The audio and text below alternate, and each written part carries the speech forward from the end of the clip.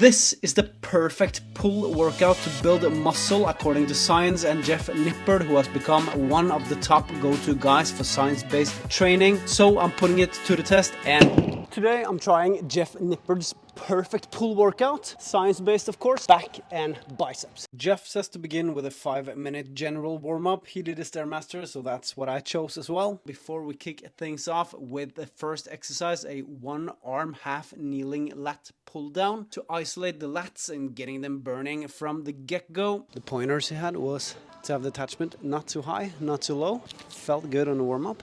I like this exercise, 9 out of 10, or to follow Jeff's system, S tier. Definitely felt good. Good contraction in the lats. A bit light.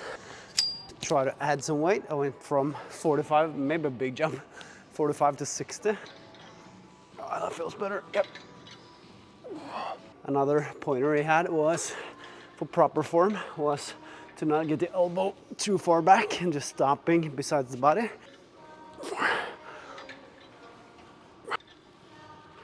Okay, one more hat on. Okay. Oh, that's a better weight. Maybe a bit too heavy in the last one, but I don't know. I feel like it's okay to fail on the last one. It's, by the way, 8:30 Sunday morning. I'm all alone in the gym. That feels good. The next one on the perfect pull workout is pull-up. I like it because I like calisthenics work, and it's only one set, but as many reps as possible. Let's just get to it. On a normal day, I would be between 18 and 25. My all-time record is 29.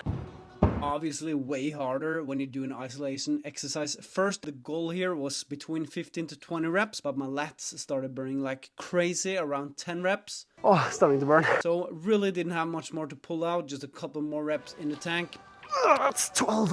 Okay, I'm gonna try a couple of more, but they're not gonna be nice. Pull-ups, always 10 out of 10, S tier. That was 13. First ones felt good, but I started to feel the lat pull down a lot more. I also felt my lats a lot more than I do on pull-ups normally. 13 reps.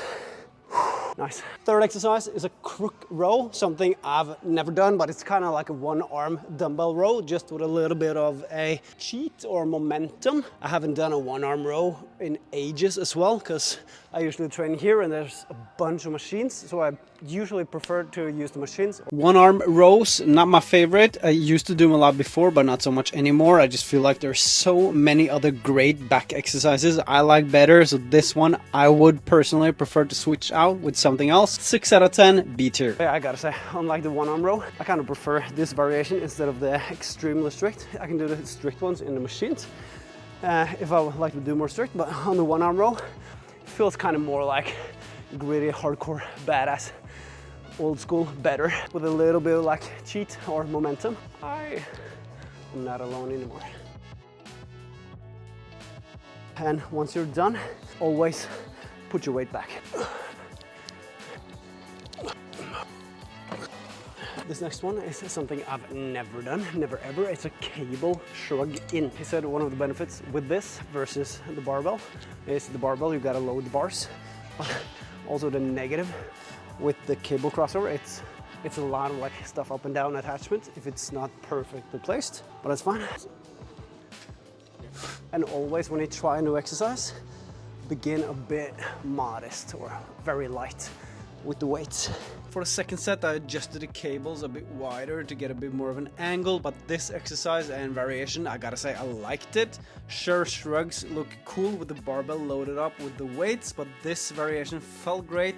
Gave a good stretch in the traps in the bottom. 8 out of 10, A tier. Rear delt flies or reverse pec deck is a basic, solid, great exercise. Not much more to say really, so 8 out of 10, A tier. Then some biceps, and to be honest, this one, I didn't get it. On the first set, I felt like I needed more weight, but the problem then became not tipping over to the side, and it was harder for my abs not to tip over than doing the actual bicep curl. Also, didn't really feel it a lot in my biceps, to be honest. So yeah, this might be science, but my quick 10-minute practical research on this says I'm not doing it for biceps next time. 5 out of 10, C tier. Jeff also said if one exercise for biceps feel too little, you can add some sets or some sets of another exercise. So I finished off with 3 sets of 8 to 10 reps of hammer curls to complete the workout. A good workout, but to be branded as the perfect pull workout, and with 3.3 million views on YouTube, I was a little bit disappointed. I kind of missed a T-bar row, high bar row, something like that, and would definitely switch out the bicep curl variation and the crook row with another bicep curl variation, and like I said, T-bar row, high row. So all in all, to sum it up, I give it a 6.5 out of 10.